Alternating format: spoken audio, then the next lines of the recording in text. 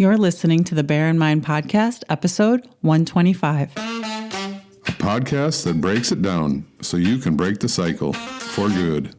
Now, your host, Tara Rama, but you can call her T. I need more willpower. How many times have you said that to yourself? I've said that to myself a lot. I need more willpower. And I want to clarify some things. Willpower is using control, restriction, restraint to achieve something. Anything. You can fill in the blank. And so we go about saying this, I need more willpower. I need to, if we're looking at not eating the cookies or the cupcakes or anything that we don't want to eat, that we don't intend to eat, we say we need more willpower. We even say it when we're trying to stop yelling, be different in our relationships. I need more willpower. I need to stop feeling so angry. Even though maybe that's not how we're speaking to ourselves, we are relying on some form of control when we are angry and we don't want to take action from anger. So we rely a lot on willpower. We rely a lot on control, restraint, or restriction. And when I say it like that, because I think willpower has a nice ring to it because there's the word power in it. But when you really look at the definition, and I'm a big fan of looking at actually what do you mean when you say a catchphrase like willpower, is that you're using control, restraint, or restriction. And when you look at those words, how do you feel when you think about it? Because that is what willpower uses. And for me, it doesn't feel good. And even saying I need more willpower doesn't quite feel good, because where are you supposed to get more control, restraint, and restriction? Because you can get so far down into that realm of trying to control something and restrain and resist it that it takes up so much of your energy. Do you notice that? It took up so much of my energy that I would feel so exhausted. And the reason why is that actually the amount of willpower that we have, meaning the ability to resist something or control ourselves, it's limited. Because when you feel tired, or when at the end of the day, especially at the end of the day, you don't have a lot of willpower. And usually a lot of times for me, that's when I would probably eat something that I didn't want to eat. And so the idea that we need more of it, it's a bit, I would say, outdated. Or it's not that it's outdated, it kind of became really popular, but it's inaccurate also. As well as it being a bit outdated, it's also very inaccurate. Because it also perpetuates an idea that we need to be hard on ourselves to do the thing that we want to do, to stop doing the thing that we don't want to do. And we don't need to punish ourselves, control ourselves, restrict ourselves in order to achieve it. Anything. And that really, it's when somebody told me this, it was like a foreign concept to me. I was like, what are you talking about? Of course you need to punish yourself. That's how you get things done. Yes, in the short term, that is how you can get things done. And then eventually what happens is you're so exhausted or you burn out or something. So the other option is what I consider willpower to be is a little bit maybe your plan B or maybe even plan C. But it is something, because it is limited and it takes an enormous amount of mental energy, and you only have a limited amount each day, provided that you're sleeping each day, and that it wears down.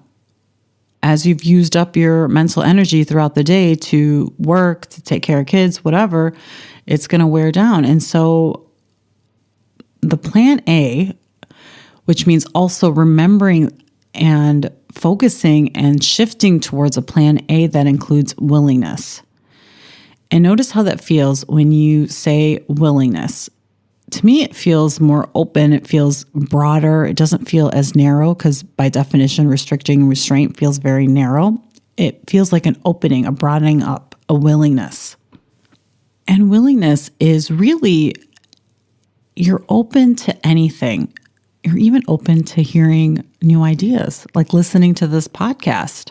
That's a willingness. You take a willingness out of your day for 10 minutes to listen to something I've said that maybe you're like, wait a minute, she's crazy. And then you can go back to thinking however you want, but that opening up of it also opens you up to so many more options. And I'm going to give you a concrete example about willpower and willingness. So when you want to stop doing something, so you want to stop yelling and you feel angry and you try to resist that anger, and you can substitute any emotion you want in this example. So you're feeling angry, and a lot of times we try to resist the anger because it doesn't feel good. So we spend a lot of times resisting, and that looks like controlling ourselves when we're feeling angry because we don't want to say something we didn't mean. We don't want to behave a certain way. And we even do this kind of maybe in social settings. I know when I would feel irritated with somebody, I would use resistance, but what ended up happening is I would just get more and more irritated by the end of a social gathering. And willingness does the exact opposite. It's opening up to that irritation. It's opening up to that anger. It's opening up to that feeling, whatever negative emotion that you may be using willpower to control, whether it's even desire for that cookie at the end of the day. It's opening up to that emotion that feels really uncomfortable to open up to.